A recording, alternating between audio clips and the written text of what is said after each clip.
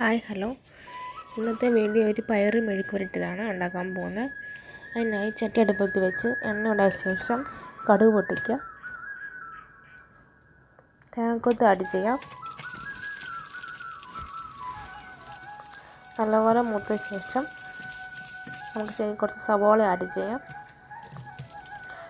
ചെറിയ ഉള്ളിയാണ് ഇതിന് ബെറ്റർ, പക്ഷേ ചെറിയ ഉള്ളി ഇല്ലാത്തതുകൊണ്ട് സവോളയാണ് ആഡ് ചെയ്യുന്നത്. ഒത്തിരി അങ്ങ് മൂത്ത് പോകണ്ട. ആവശ്യത്തിന് ഉപ്പും കൂടെ ആഡ് ചെയ്യാം. ശകലം മഞ്ഞൾപ്പൊടി ആഡ് ചെയ്യാം. നല്ലപോലെ വഴറ്റുക.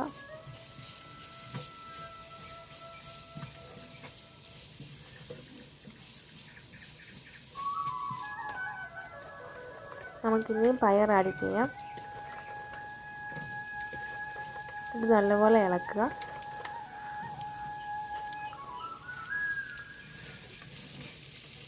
പ്രത്യേകിച്ച് വെള്ളമൊന്നും ഒഴിക്കേണ്ട ആവശ്യമില്ല. ചെറിയ തീയിൽ വെച്ച് അടച്ച് വെച്ച് വേവിച്ചാൽ മതിയാവും.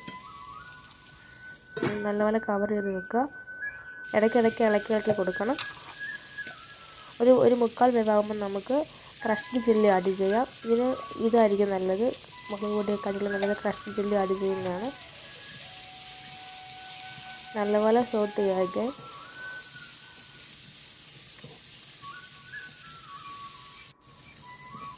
ഏകദേശം ആയിട്ടുണ്ട്.